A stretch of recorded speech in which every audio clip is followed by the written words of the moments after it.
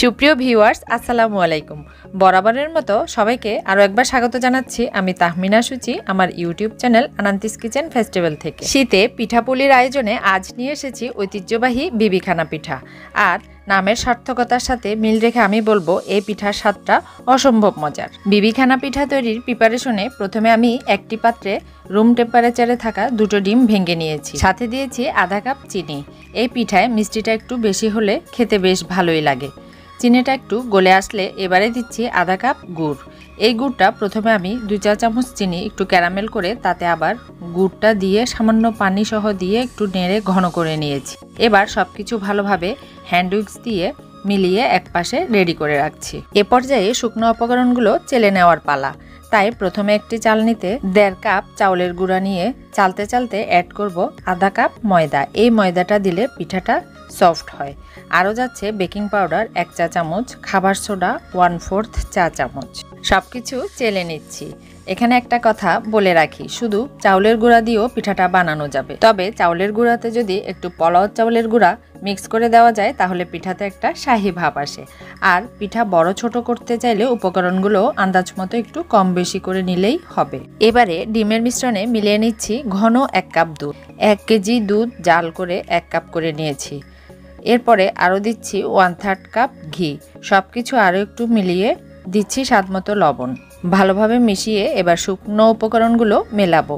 একবারে না দিয়ে আমি 3 বারে চাউলের গুঁড়া ডিমের মিশ্রণের সাথে মিলিয়ে নিচ্ছি। মেলাতে মেলাতে এরকম একটা স্মুথ ব্যাটার তৈরি হবে। এবারে দিচ্ছি আধা কাপ ফ্রেশ কোরানো নারিকেল। নারকেলটা ফ্রেশ না হলে এর টেস্টটা ভালো আসবে না। পিঠার ব্যাটারটা এরকমই হবে। এদিকে আমি আগেই একটা পুটিং মোল্ডে ঘি ব্রাশ করে নিচে একটা পেপার দিয়ে নিয়েছি। এবার মোল্ডে পিঠার ব্যাটারটা উপর থেকে সম্পূর্ণ ঢেলে দেব। একটু ট্যাপ করে নিচ্ছি যেন সব দিকে সমানভাবে ছড়িয়ে পড়ে। উপর থেকে কিছুটা নারকেল কোড়া ছড়িয়ে দিচ্ছি। এদিকে পিঠাটা ভাপে হবে, তাই একটি মোটা পাত্রে পানি গরম হতে বসিয়েছি। একটা স্ট্যান্ড দিয়ে তাতে মোল্ডটা বসিয়ে ঢাকনা দিয়েছি। এবারে পাত্রের ঢাকনা দিয়ে ছিদ্রটা অবশ্যই বন্ধ করে দেব। এবার চুলা প্রথমে মিডিয়াম হাইতে রেখে প্রায় 8 থেকে 10 মিনিট রাখবো। এরপর চুলা আবার মিডিয়াম লো করে দিব। এই পিঠাটা হতে অনেক বেশি সময় লাগে।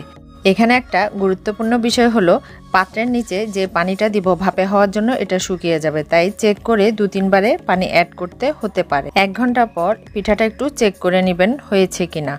একটি কাঠি ঢুকিয়ে মাঝে দেখে নিলে আপনি বুঝতে পারবেন পিঠাটা হয়েছে কিনা। এখন 2 ঘন্টা 20 মিনিট পর আমার পিঠার এই অবস্থা। পিঠাটা হয়ে গিয়েছে। আবারও ঢাকনা দিয়ে পিঠাটা নামিয়ে রাখবো ঠান্ডা হওয়ার জন্য, এতে সহজে মোল্ড আউট হয়ে আসবে। প্রায় আধা ঘন্টা পর এটা আপনা আপনি মোল্ড থেকে ছাড়িয়ে এসেছে। প্লেটে এবার মোল্ড আউট করে নিয়েছি। এই পিঠাটা কেক নয়, কিন্তু কেকের মতোই কেক পিঠাও বলা যায়। তৈরি হয়ে গেল খুবই মজাদার এবং অন্যরকম স্বাদের এই বিবিখানা পিঠা। আশা করছি আজকের রেসিপিটাও ভালো লাগবে। আরও বেশি ভালো লাগবে যখন আপনি আপনার কিচেনে তৈরি করে নিজেই খাবেন এবং অন্যকেও খাওয়াবেন। আজকের মতো এখানেই বিদায় নিচ্ছি। আবারও নতুন আরও একটি রেসিপিতে কথা হবে। ততক্ষণ পর্যন্ত সবাই অনেক বেশি ভালো, সুস্থ ও নিরাপদে থাকবেন। আল্লাহ হাফেজ।